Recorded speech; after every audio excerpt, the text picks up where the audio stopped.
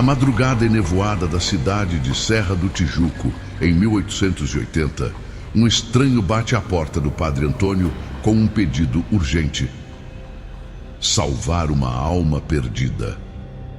Sem tempo para muitas perguntas, o sacerdote parte rumo à velha igreja de São Francisco. Lá, ele vai encontrar uma cena que irá desafiar sua lógica e sua fé: o sacrilégio.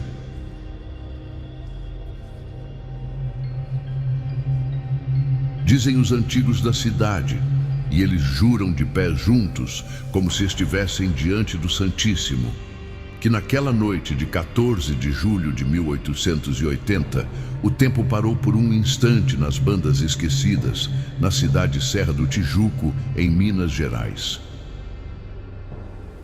Passava da meia-noite, quando bateram à porta da casa paroquial.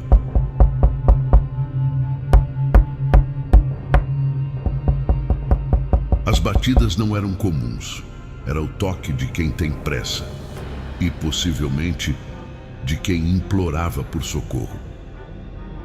O sacristão, conhecido como Padre Antônio, um homem de poucas palavras e muitos medos, hesitou por um instante antes de abrir. Do outro lado, havia um sujeito alto e esguio, envolto em um casaco escuro, encharcado de sereno. Tinha os olhos fundos, o rosto pálido e, por conta do frio, mantinha os ombros encolhidos junto ao pescoço. Uma pessoa no qual o Padre Antônio não reconheceu, pelo menos à primeira vista. Também não era para menos. O padre fora acordado de forma repentina com as fortes batidas na porta. "Quem é?" perguntou o padre, bastante apreensivo. "Boa noite, senhor. Meu nome é Mauro Francisco Martins e trabalho na estrada de ferro oeste de Minas e venho buscar o padre." A voz saiu baixa, mas firme. "É urgente. Trata-se de uma alma em perigo e não podemos deixar para outro momento, padre." O Padre Antônio, que surgiu à porta vestindo apenas a batina e o rosto ainda marcado pelo sono, perguntou: "É uma confissão, meu filho? Se for, pode esperar um pouco até o sol raiar." "Não, padre, é extrema unção, mas há algo mais." "Diga, meu filho." "É que o morto comungou sem confessar, uma imprudência, um sacrilégio. A hóstia precisa ser retirada antes que se perca a última chance de salvação daquela alma." O velho sacerdote gelou. Aquilo era incomum, desconcertante. Mas se Deus estava chamando, não era hora de recusar.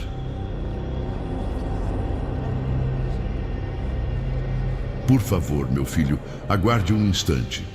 Vestiu-se adequadamente, pegou o breviário e saiu, acompanhando o estranho. Em meio a denso nevoeiro, o silêncio da cidade era rompido apenas pelos sons dos próprios passos. O caminho era iluminado apenas pelas luzes fracas dos lampiões tremeluzentes. 15 minutos depois, chegaram à igreja de São Francisco de Assis. Um templo barroco, erguido em pedra e silêncio, quase sempre trancado àquela hora. Mas, para o espanto do padre, ela estava aberta e iluminada, como numa procissão de finados. Todas as velas acesas, o altar resplandecente. Mas o curioso era: ninguém à vista.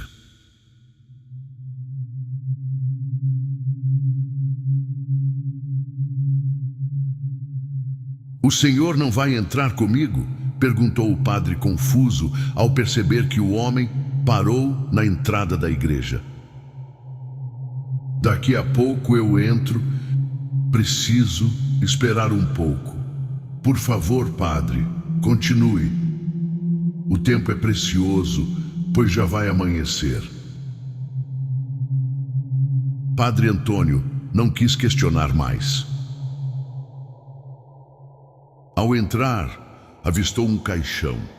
Era um caixão simples, coberto por uma mortalha negra que repousava solitário no centro da nave.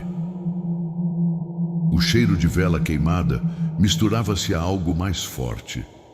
Apesar do perfume de algumas flores deixar a sua fragrância no ar, bastante enjoativo. Flores mortas antes de serem colhidas. Padre Antônio aproximou-se, sentindo os joelhos tremerem. O caixão não possuía nenhum ornamento, nem nome, apenas uma cruz de ferro, enferrujado no tampo.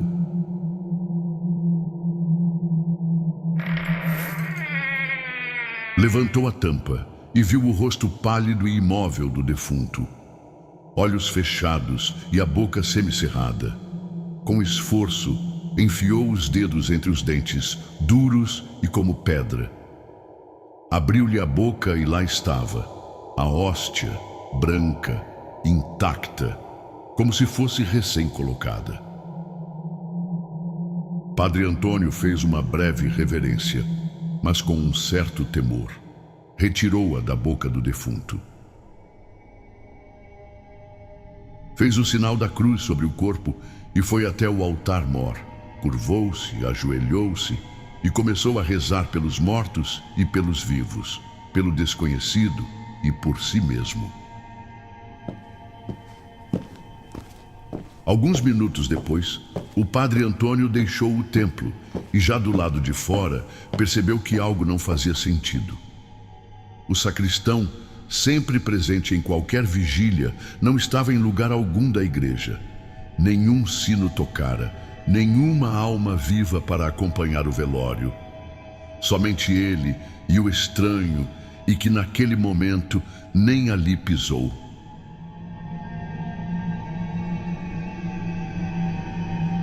Voltou-se para olhar a igreja e viu que ela estava totalmente escura.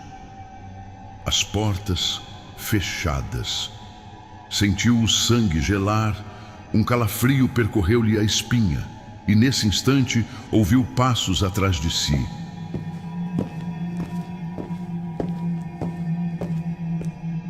Ele estava ali, o desconhecido, parado na calçada, olhando fixamente e sorrindo para o padre. Esqueci-me de agradecê-lo, padre, e estendeu a mão para o sacristão, e foi só então, ao tocá-la, que padre Antônio percebeu. Era horrivelmente fria. Não fria como as noites serranas, mas fria como uma pedra tumular.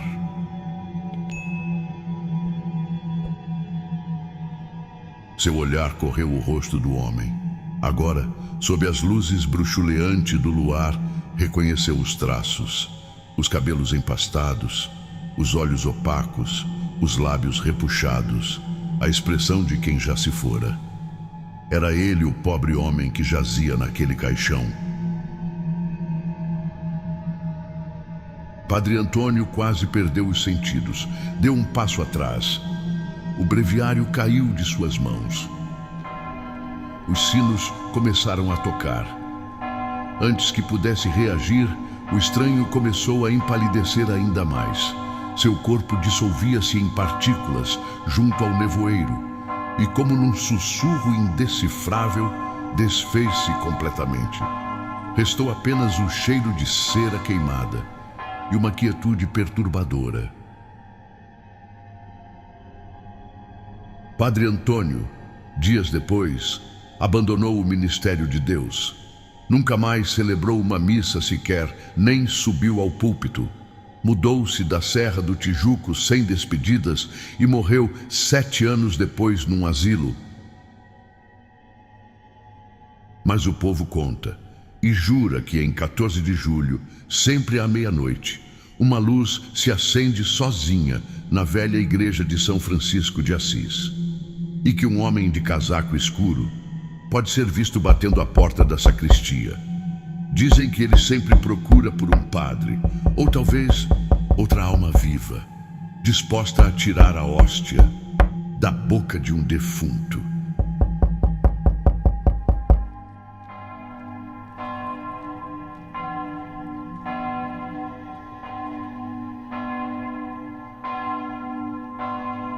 Infelizmente, o Padre Antônio acabou descobrindo que certos chamados podem não vir apenas do mundo dos vivos. Bom, meus amigos e amigas, esse foi o conto de horror do quadro Vultos na Escuridão. Espero que vocês tenham gostado. Por isso, não se esqueçam de deixar um like e comentar se vocês teriam coragem de ajudar uma pobre alma penada. Ah, sim. Se vocês conhecem outras pessoas que gostam de ver e ouvir esse tipo de história de terror, por favor, compartilhem com elas.